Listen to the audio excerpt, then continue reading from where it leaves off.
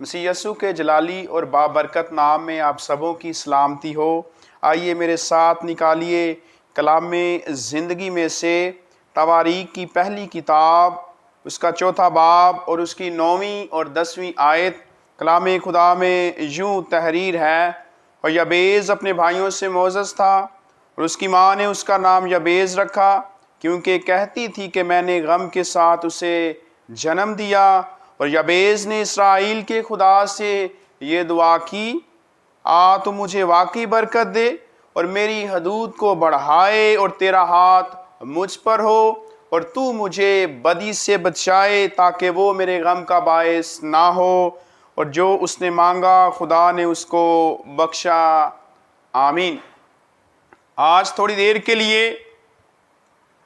ہم ان 2 آیات کے بارے میں سیکھیں گے کہ خدا کا کلام ہمیں کیا سکھاتا ہے۔ اگر ہم دیکھیں 9ویں آیت کے آغاز میں لکھا ہے، اور یبیز اپنے بھائیوں سے معزز تھا۔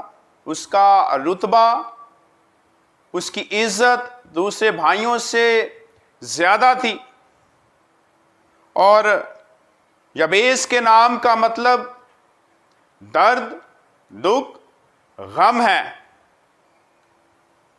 10ویں آیت میں ہم دیکھتے ہیں لکھا ہے، اور یبیز نے اسرائیل کے خدا سے یہ دعا کی، تو مجھے واقعی برکت دے۔ یبیز زندگی کے آغاز میں اسرائیل کے خدا سے یہ دعا کرتا ہے، کیا اے خداوند تو مجھے برکت دے۔ وہ خدا سے روحانی برکتوں کو مانگتا ہے، اور خدا سے کہتا ہے، کیا اے خداوند تو مجھے تمام تر روحانی برکتوں سے آسودہ کر۔ ایک ایماندار کی یہ خوبی ہونی چاہیے کہ وہ خدا سے جسمانی برکتوں کے ساتھ ساتھ روحانی برکتوں کو بھی مانگے۔ اور یبیز اسرائیل کے خدا سے روحانی برکتوں کی دعا کرتا ہے، اور خدا سے کہتا ہے، کیا اے خداوند تو مجھے روحانی برکتوں سے مالا مال کر۔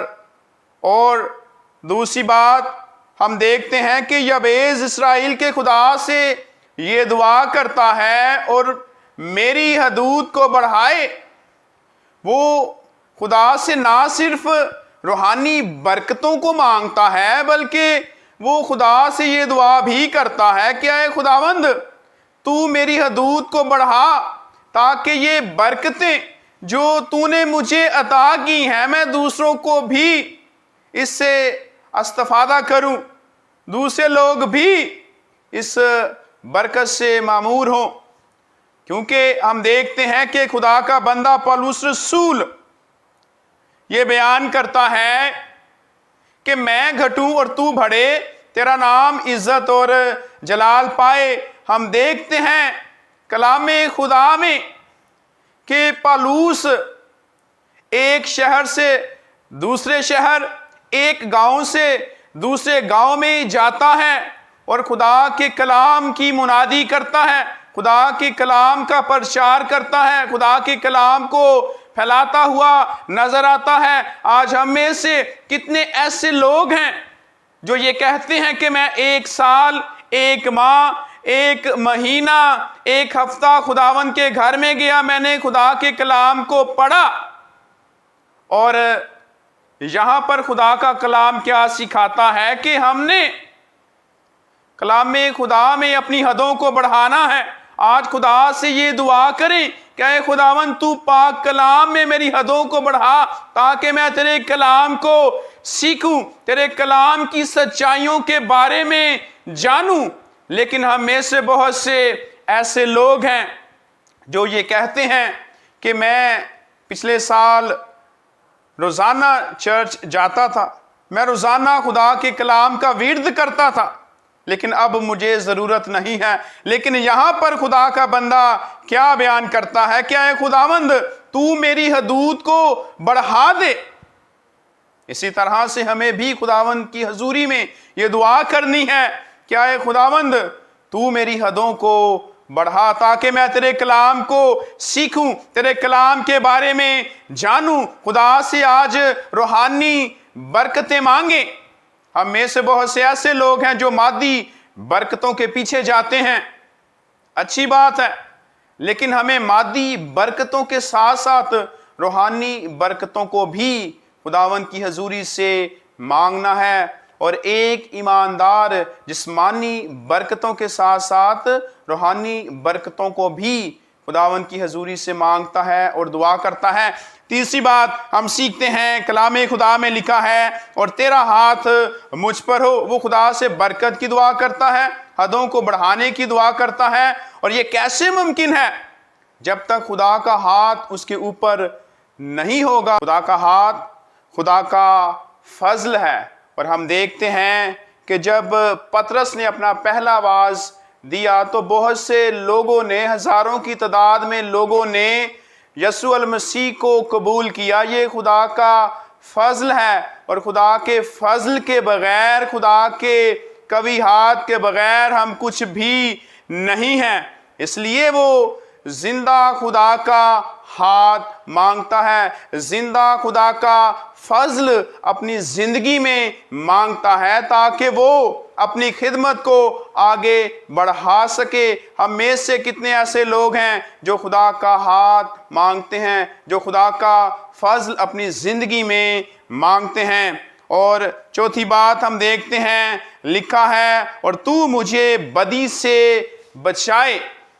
और यसू अल मसीह ने भी अपने शागिर्दों को ये दुआ सिखाई, लिखा है, बल्कि बुराई से बचा। और अगर हम देखें तो लिखा है, तू मुझे बदी से बचाए ताकि वो मेरे गम का बायस ना हो। गुनाह, बदी, बुरे काम, बुराइयां हमारे लिए गम का बायस होते हैं। और हम कलाम खुदा में देखते हैं, जब दाऊद नबी ने बदी की, गुनाह किया, तो वो गुनाह उसके लिए गम का बायस बना। इसलिए खुदा का बंदा खुदावंद की हजूरी से ये दुआ करता है कि तू मुझे बदी से बचा ले। खुदा से रूहानी बरकतों को मांगता है और फिर खुदा से ये दुआ करता है, क्या है खुदावंद तू मुझे गुनाह से, बुरे कामों से, बुराइयों से बचा ले।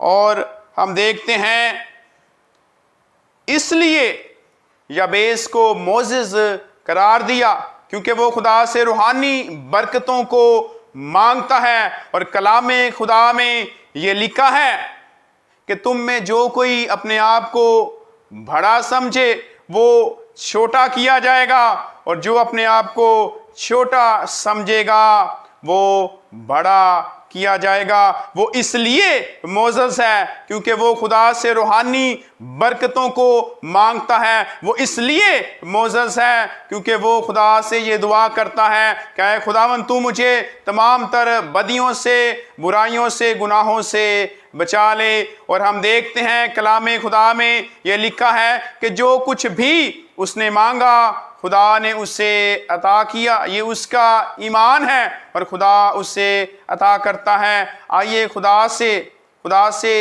रूहानी बरकतों को मांगें और इन रूहानी बरकतों में हम दूसरों को भी शामिल करें। खुदा मुझे और आप सबों को इस कलाम के वसीला से बड़ी बरकत दे। आमीन।